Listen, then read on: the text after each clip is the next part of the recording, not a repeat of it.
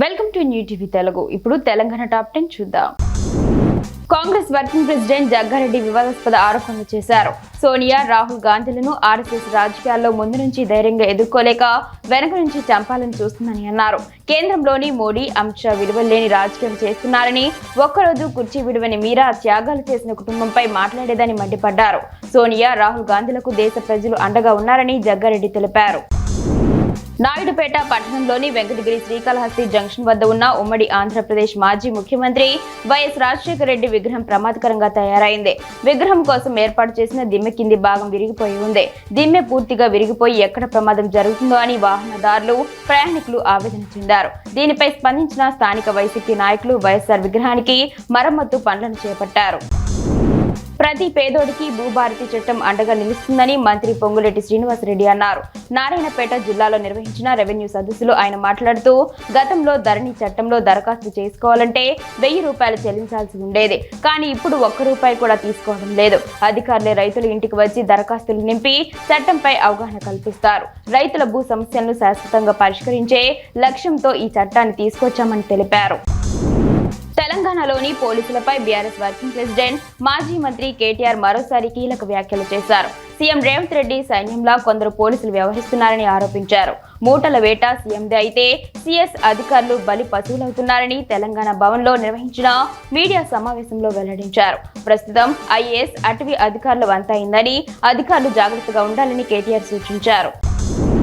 Congress party అభివృద్ధిని చూసి ఓర్వలేని మోడీ సర్కార్ కక్ష సాధింపు చర్యలకు పాల్పడుతుందని వనపర్తి ఎమ్మెల్యే తూడి మేఘారెడ్డి అన్నారు. నేషనల్ హెరాల్డ్ కేసులో కాంగ్రెస్ అధినేత్రి సోనియా, రాహుల్ గాంధీల పేర్లు నమోదు చేయడాన్ని నిరసిస్తూ టీపీసీసీ పిలుపు మేరకు కిల్లా గణపురం మండల కేంద్రంలో ధర్నా నిర్వహించారు. కాంగ్రెస్ పై కక్ష సాధింపు చర్యలు కొనసాగిస్తే చూస్తూ ఊరుకునేది లేదని ఆగ్రహం వ్యక్తం చేశారు.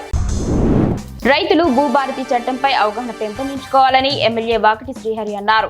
మక్తల్ తహసీల్దార్ కార్యాలయం వద్ద భూభారతి చట్టంపై నిర్వహించిన అవగాహన సదస్సులో కలెక్టర్ సిక్తా పట్నాయక్ తో కలిసి పాల్గొన్నారు. రైతులకు సంబంధించిన భూముల సమస్యలు పరిష్కరించేందుకు ప్రభుత్వం భూభారతి తీసుకొచ్చిందని చెప్పారు. గతంలో ఉన్న ధరణిలో సమస్యల పరిష్కారానికి కోర్టుల చుట్టూ తిరగాల్సి వచ్చేదని చెప్పారు. ప్లంబర్ ఐడి కార్డు ఉన్న వారికే ఇంటి యజమానులు పని ఇవ్వాలని సిరిసిల్ల పట్టణ ప్లంబర్ అసోసియేషన్ అధ్యక్షుడు రాజ్ కుమార్ అన్నారు. సిరిసిల్ల పట్టణంలోని ప్రెస్ క్లబ్ లో మీడియా సమావేశం ఏర్పాటు చేసి మాట్లాడారు. ఈ ఐడి కార్డు ప్లంబర్ సంఘంలో ఉన్నాడని తెలియజేస్తుందని తెలిపారు. ప్లంబర్ సంఘంలో ఉన్న వారికి పని ఇవ్వడం ద్వారా ఏ సమస్య వచ్చినా ప్లంబర్ సంఘం పరిష్కరిస్తుందని వివరించారు. తెలంగాణ రాష్ట్రం ప్రతిష్టాత్మక కార్యక్రమం భూభారతి చట్టం 2025 అవగాహన సదస్సు సదాశివపేట మండల కేంద్రంలోని దుర్గా ఫంక్షన్ హాల్లో భూభారతి చట్టం, రెవెన్యూ అవగాహన సదస్సు నిర్వహించారు. ముఖ్య అతిథులుగా టీజీఐఐసీ చైర్మన్ నిర్మల జగ్గారెడ్డి, జిల్లా కలెక్టర్ క్రాంతి వల్లూరు పాల్గొని భూభారతి, రెవెన్యూ అవగాహన కార్యక్రమాన్ని జ్యోతి ప్రజ్వలన చేసి ప్రారంభించారు.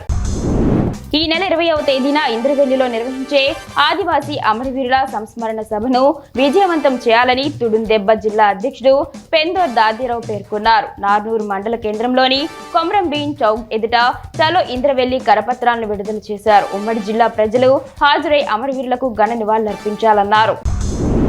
భూభారతి చట్టం దేశంలోనే రోల్ మోడల్ కాబోతుందని మంత్రి పొంగులేటి శ్రీనివాసరెడ్డి హర్షం వ్యక్తం చేశారు.